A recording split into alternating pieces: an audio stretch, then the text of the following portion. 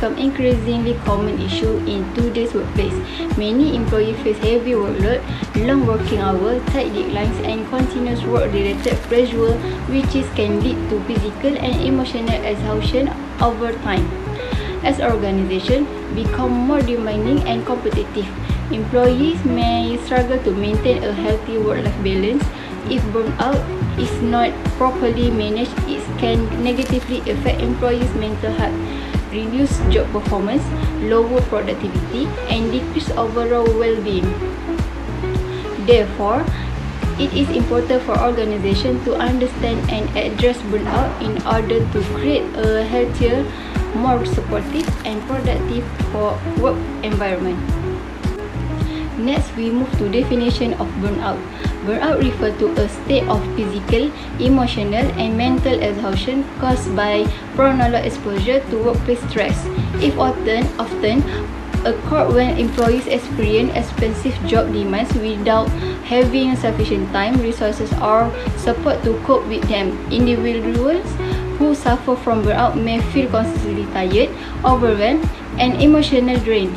They may also lose motivation, become less engaged in their works, and experience difficult concentrating on tasks. As a result, burnout can negatively impact both employee well-being and organization performance. Next, we move to the definition of mental health. Mental health refers to a person's emotional, physical, and social well-being.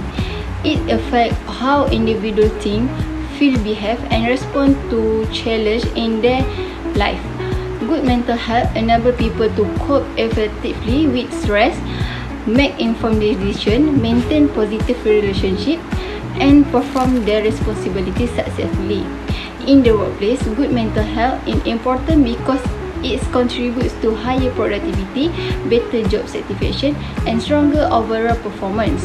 Therefore, protecting employees' mental health is essential for both individual and organization success. Next, we identify 3 essential factors of the burnout crisis based on the empirical data, which are prevalence, work factors, and key groups. As for the magnitude of the issue, there's an alarming 58.1% prevalence rate of personal burnout among working adults, as revealed by a regional assessment that clearly shows a dangerous direct link to severe anxiety and depression. Second, the information shows that the workplace environment is the top catalyst when considering the structural causes. In fact, mental fatigue significantly increases when an employee works more than 50 hours per week, as shown, meaning that prolonged overtime is clearly eroding employee resilience. Lastly, our evidence suggests that burnout isn't evenly distributed among the workforce. The 25 to 35 age group is the most susceptible age group.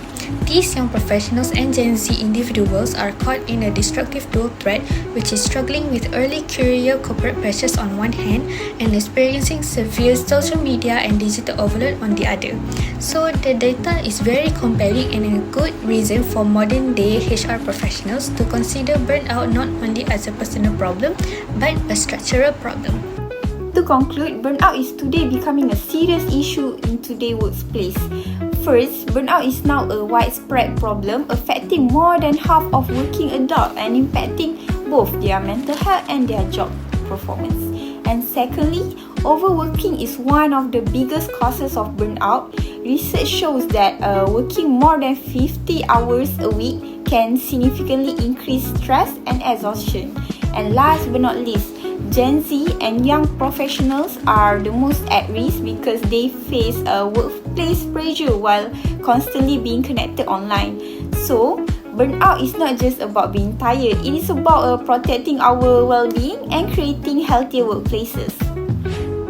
So, to address this issue, there are 3 key recommendations. First, organizations should monitor workload and limit excessive overtime to prevent their employees from reaching burnout. Secondly, companies should introduce a right to disconnect policy, allowing employees to fully rest after working hours without feeling any pressure to reply to messages or emails. Finally, organizations should provide a mental health support such as counseling service, stress management program, and accessible mental health resources. And by taking all these steps, company can create a healthier, happier, and more productive workforce. Thank you. That's all from us.